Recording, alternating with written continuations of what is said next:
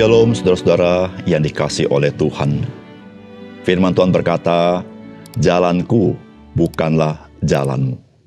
Saudara, saya percaya engkau dan saya mengaminkan apa yang Tuhan katakan.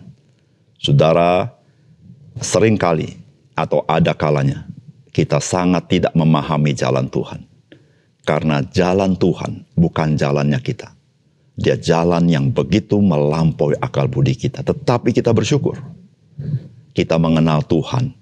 Dia Tuhan yang mengasihi kita. Dan baik kepada kita. Salam jumpa dalam program Tuhan adalah Gembalaku. Saudara, setiap kita pada umumnya berusaha untuk mencari jalan yang paling mudah. Di dalam segala hal tentunya. Saya percaya pada umumnya orang tidak akan memilih jalan yang sulit. Jikalau ada jalan yang mudah untuk dijalani, bukan?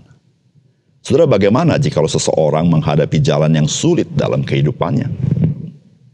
Saudara, ada orang yang memang ia akan terus bertarung, berjuang untuk melaluinya. Namun ada kemungkinan juga ia mulai goyah dan mulai letih dan kehilangan kekuatan bahkan semangat. Bahkan bisa saja ada orang yang melalui jalan yang sulit itu dia menjadi putus asa. Saudara, tidak jarang ada orang yang komplain kepada Tuhan. Mengapa dia harus menjalani jalan yang sulit? Mungkin dia bertanya, mengapa Tuhan tidak peduli dengan saya? Saudara, coba kita renungkan. Apakah ada yang sulit bagi Tuhan? Apakah memang Tuhan tidak peduli dengan kita? Saudara, mari kita membaca Lukas pasal 1, ayat 26 sampai dengan 38. Dalam bulan yang ke-6, Allah menyuruh malaikat Gabriel pergi ke sebuah kota di Galilea bernama Nazaret, kepada seorang perawan yang bertunangan dengan seorang bernama Yusuf dari keluarga Daud. Nama perawan itu Maria. Ketika malaikat itu masuk ke rumah Maria, ia berkata, "Salam hai engkau yang dikaruniai, Tuhan menyertai engkau." Maria terkejut mendengar perkataan itu, lalu bertanya di dalam hatinya, apakah arti salam itu? Kata malaikat itu kepadanya, "Jangan takut hai Maria, sebab engkau beroleh kasih karunia di hadapan Allah. Sesungguhnya engkau akan mengandung, dan akan melahirkan seorang anak laki-laki, dan hendaklah engkau menamai dia Yesus. Ia akan menjadi besar dan akan disebut anak Allah yang maha tinggi. Dan Tuhan Allah akan mengaruniakan kepadanya tahta Daud, bapa leluhurnya. Dan ia akan menjadi raja atas kaum keturunan Yakub sampai selama-lamanya, dan kerajaannya tidak akan berkesudahan." Kata Maria kepada malaikat itu, "Bagaimana hal itu mungkin terjadi? Karena aku belum bersuami." Jawab malaikat itu kepadanya, "Roh Kudus akan turun atasmu, dan kuasa Allah yang maha tinggi akan menaungi engkau. Sebab itu anak yang akan kau lahirkan itu akan disebut kudus, anak Allah. Dan sesungguhnya Elisabet sanakmu itu, ia pun sedang mengandung seorang anak laki-laki pada hari tuanya. Dan inilah bulan yang ke-6 bagi dia yang disebut mandul itu. Sebab bagi Allah tidak ada yang mustahil." Kata Maria, "Sesungguhnya aku ini adalah hamba Tuhan. Jadilah padaku menurut perkataanmu itu." Lalu malaikat itu meninggalkan dia. Saudara yang dikasihi oleh Tuhan, Tuhan mengutus malaikat Gabriel ke kota Nazaret secara khusus untuk menjumpai Maria dengan berita bahwa Maria akan dipakai Tuhan untuk melahirkan Mesias, yaitu Yesus Kristus. Saudara, kita tahu bersama bahwa Mesias harus lahir di kota Betlehem sebagaimana tertulis di dalam kitab Mika, dan dilahirkan dari seorang perawan sebagaimana dicatat di dalam kitab Yesaya. Saudara, Maria ini tinggalnya di Nazaret. Saudara, letak kota Nazaret itu jauh dari kota Betlehem. Saudara, kota Betlehem berada di Yudea, di selatan. Sedangkan Nazaret berada di utara, yaitu kota Israel. Saudara yang kasih dalam Tuhan, bukankah masih banyak perawan lain yang tinggal di Yerusalem atau di Betlehem? Tetapi Tuhan memilih Maria yang ada di Nazaret. Saudara, apakah pesan firman Tuhan bagi kita? Saudara, yang pertama, Tidak ada seorang pun yang tersembunyi di mata Tuhan. Dan tidak ada seorang pun yang tidak dapat terjangkau oleh Tuhan. Saudara, firman Tuhan berkata begini.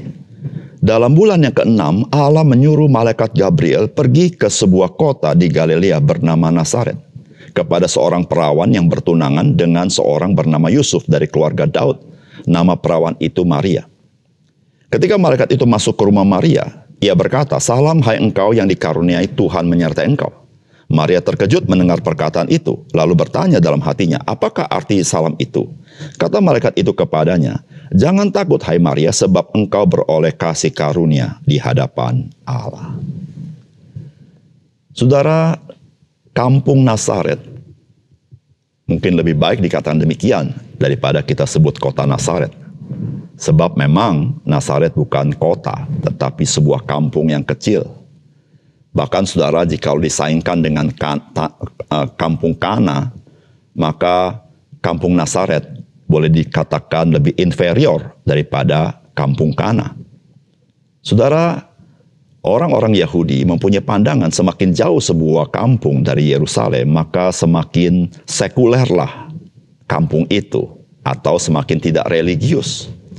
Namun saudara, yang menarik perhatian kita adalah justru Allah mengutus malaikat Gabriel pergi ke kampung Nazaret yang tidak diperhitungkan oleh orang-orang Yahudi. Dia untuk menemui seorang perawan yang masih sangat muda bernama Maria.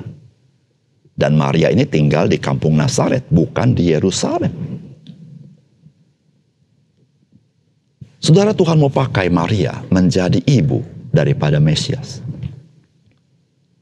Saudara, bukankah pesan ini pesan yang sangat kuat sekali bahwa tidak ada seorang pun dimanapun dia berada, di tempat yang paling pelosok, di tempat yang paling hina, di tempat yang paling gelap, di tempat yang paling tidak perhitungkan, di mana tersembunyi dari mata Tuhan. Juga saudara, tidak seorang pun di dunia ini, dimanapun dia berada, di tempat yang paling mustahil pun, yang tidak terjangkau oleh Tuhan. Tidak ada. Saudara, ini pesan yang sangat kuat sekali. Saudara, Maria dari kampung Nazaret tidak pernah berpikir menjadi seorang yang signifikan, bahkan bagi kampungnya sendiri, apalagi bagi dunia ini. Tetapi saudara, Tuhan, dia melihat dan dia telah memilih, dia telah memutuskan, dia akan memakai Maria. Saudara yang kasih dalam Tuhan, apa yang Allah lakukan di mata kita, Allah memilih jalan yang sulit. Allah tidak memilih jalan yang mudah. Saudara, jikalau kita mengerti akan semuanya ini, kita akan berkata kepada Tuhan, "Tuhan, mengapa engkau memilih jalan yang begitu sulit?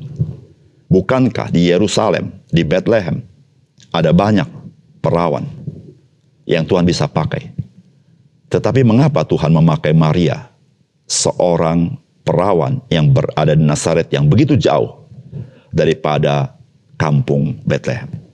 Saudara kasih dalam Tuhan, di situ kita mengerti, jalanku bukan jalanmu. Setinggi langit daripada bumi, demikian jalanku daripada jalanmu. Saudara, Tuhan ingin menyatakan siapakah dia. Dia adalah Tuhan yang melampaui segala kemustahilan. Dia adalah Tuhan yang melampaui akal budimu. Dia adalah Tuhan yang jalannya melampaui jalanmu. Supaya engkau dan saya percaya kepada dia. Engkau dan saya tahu, di mata dia tidak ada seorang tersembunyi, termasuk dirimu.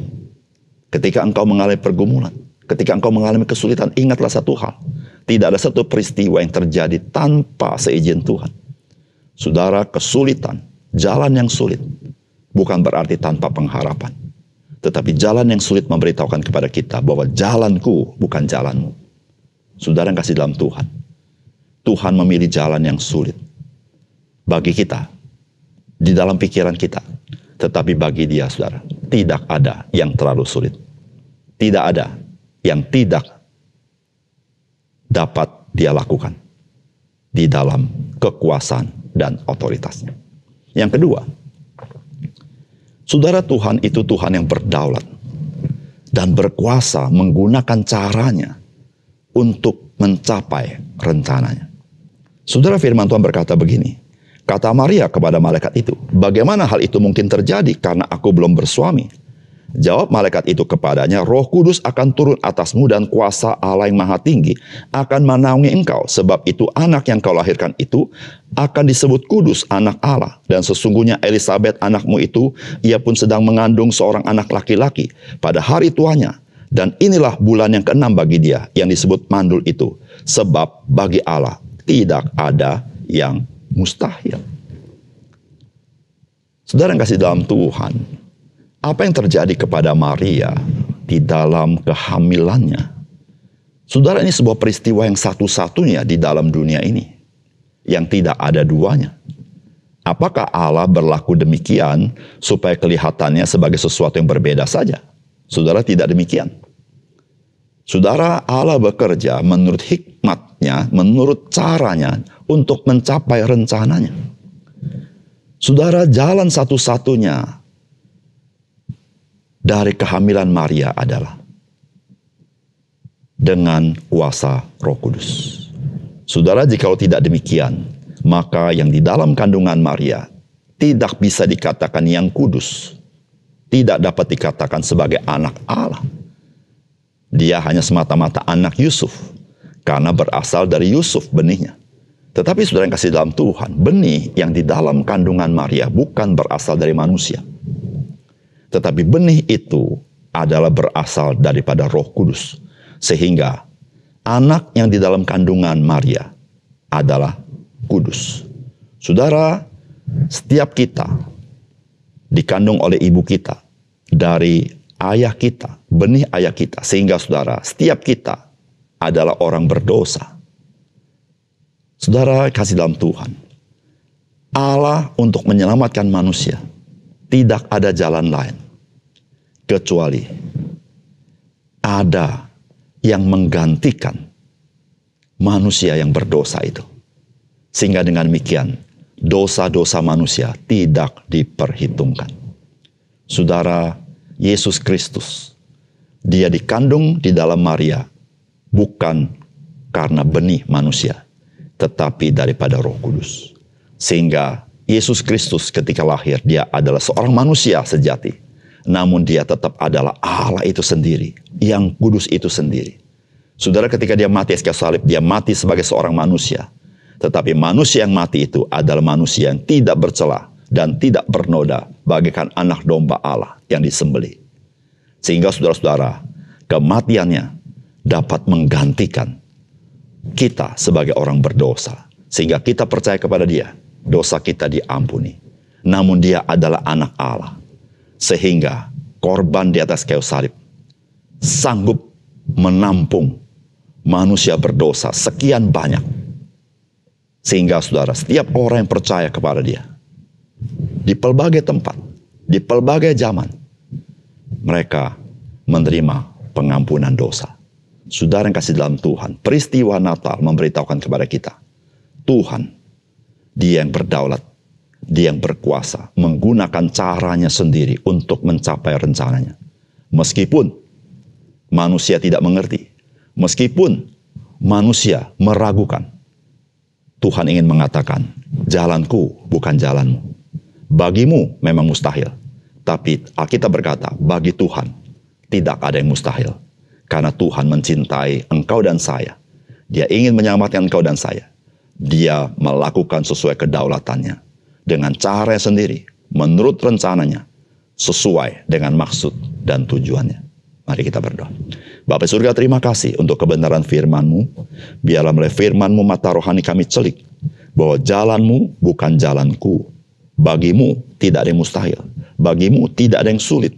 Oleh karena itu biarlah kami boleh percaya kepada-Mu ya Tuhan di dalam hidup kami. Bahkan kami percaya kepada Yesus Kristus sebagai juru selamat dan Tuhan kami yang menanggung dosa kami. Sehingga dosa kami diampuni dan kami boleh menjadi anak-anak Allah. Terima kasih Tuhan, dalam nama Tuhan Yesus kami berdoa. Amin.